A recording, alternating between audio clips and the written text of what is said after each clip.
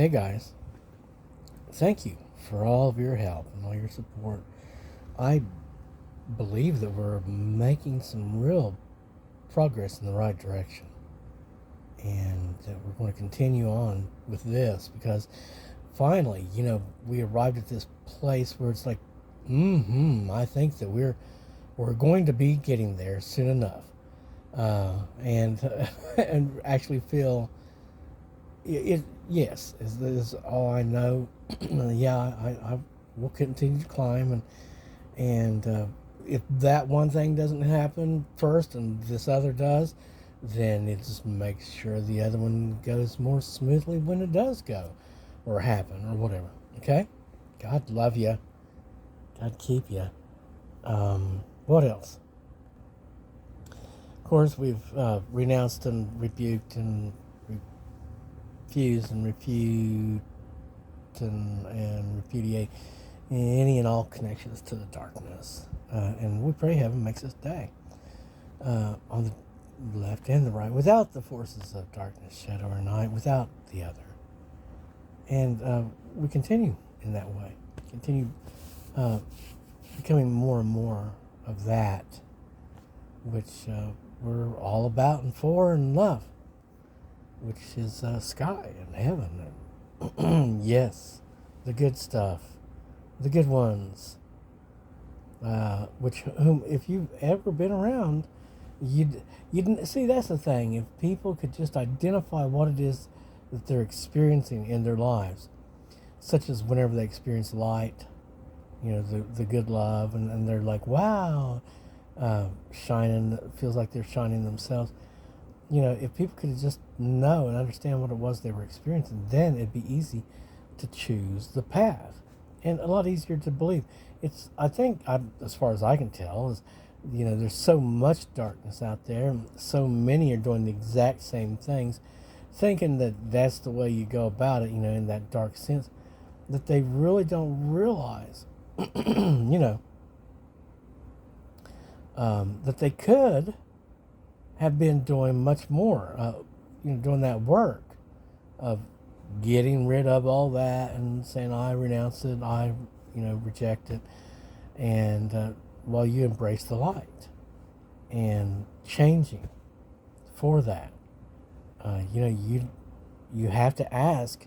See, with the dark guys, you don't have to ask directly, but with Christ, with the Prince of Peace, you're supposed to be inviting them in, and you're asking them to be more with you and be more you. It's a real process. Oh, I don't know why, but there came a moment. Somebody was talking about forgiveness, or I'm not exactly sure what came up, but I heard there was different people out there admitting to guilt of different sort. And I thought it was strange because I had notes about it, and I was, the thing of it is how can anyone be forgiven for something when they refuse to admit any guilt for, or that they're guilty of any misdeed, you know, and do not ask for forgiveness? You see what I'm saying? If you're constantly saying, I'm in the right and I'm righteous and I'm doing everything good,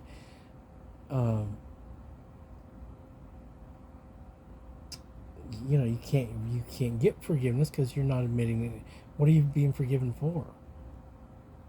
Being filthy? Is this? I wonder if some of these people aren't asking for just like blanket forgiveness. For it doesn't matter because they're double agent and all that stuff, but all I can see is most of them are just no, they're not double agents. They're really just of the darkness. But those defined as the wicked, I'm guessing the way they end up as the wicked, in a state of never being able to rest. The wicked never rest, they say. Might be basically an attitude affliction. Of course, parentheses, a demon, right? That makes them reject any type of humility. It's humbleness within themselves.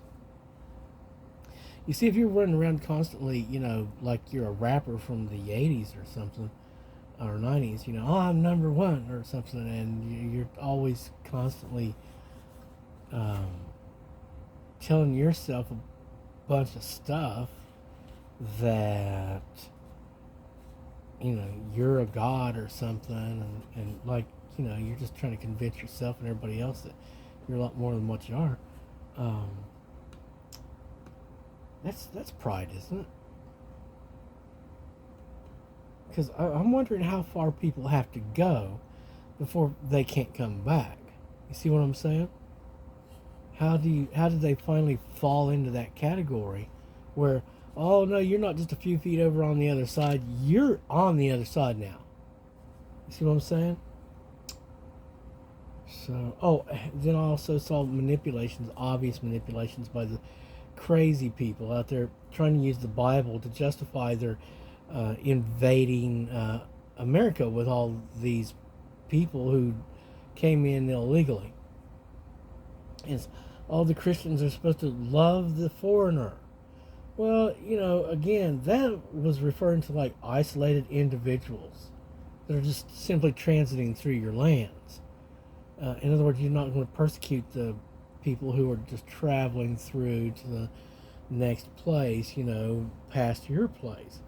But when they come to move in and take your jobs and everything else, use your social programs and basically, anyway, come uninvited and won't leave, even though you said, hey, that's illegal, we don't want you here.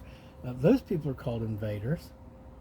And whenever the Bible talked about loving enemies, they were talking about the enemies within their group. Those who would be not exactly as advanced as the others, maybe. And were probably maybe given to a little bit of jealousy or competitiveness of some sort. Which is not a horrible thing in of itself, especially if it's kept in check, and in the right perspective. But no, I saw a bunch of Mexican invaders. How about you? I've been seeing a bunch of Mexican invaders and a whole bunch of CCC people, the Communist Party people, more of the same damned people. And those that are funding this stuff, that's what the bad stuff's coming down on. Those that are promoting that kind of stuff, that's where all the bad stuff. They're like the squeaky wheel that gets all the bad stuff poured on it. Because they're like disrupting my country, man. You know what I'm saying? That stuff's got to stop. I don't like those people at all. But, get out there and they're rioting and throwing stuff. And they're all being paid from what I understand. I really dislike those guys. Really bad. Oh, and one other note. I was listening to some of the Lotus Eaters the other day. And all I can tell you is, they're waffling between what type of people they'd have to be to, again, clear the island of the invaders. And one of them was like, well, we'd have to go to the 8th century or something like that. And then the other one's talking about another time they were saying, well, that was Christian. And all I can tell you is go back far enough in Christian history and you're going to see that the behavior and the tools that were most effective were employed. And that was to carve out, territories where you and people of your own kind could remain worshiping your God in your way, safe from the filthy, unwashed hordes of the, known as the devil's children. I think that's basically what the whole idea of, the sovereignty of a nation is about. People of your own kind, not the opposite.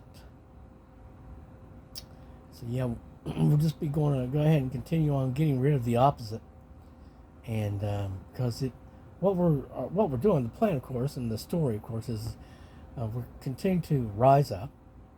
I think the Israelis had a rising lion operation that was highly successful, and of course we're going to continue to be successful and victorious in every way. That's the way the story goes, while the others are not, and get the opposite of all that. And so, yeah, I was listening to the guy today, and he was talking about, your rise is inevitable, your victory is inevitable, and it is. It's absolute, and it's because why? Well, we certainly did get through this last one. Now we finally made it through the slump. Oh, we made the turn north, as you would say in the Master and Commander movie. Um, no, things are just it is what it is, and so we're just coming again. People are talking about how this, that, and the other, and I've said several times, it's like, well, you ain't seen nothing yet, because I got a real idea, and today I'm walking around here and I'm like, yep, we're getting back to it. It's like there's some amazing stuff and some things that all of us would be unsettled by, except for my lengthy past with these things, which just in general is not with specifics, but the generalized existence that we had experienced. So yeah, we're accustomed to certain things. Well, the weird part is being aware of it, whereas before we weren't aware of these things. Yeah, it's looking good, and we're going to continue on.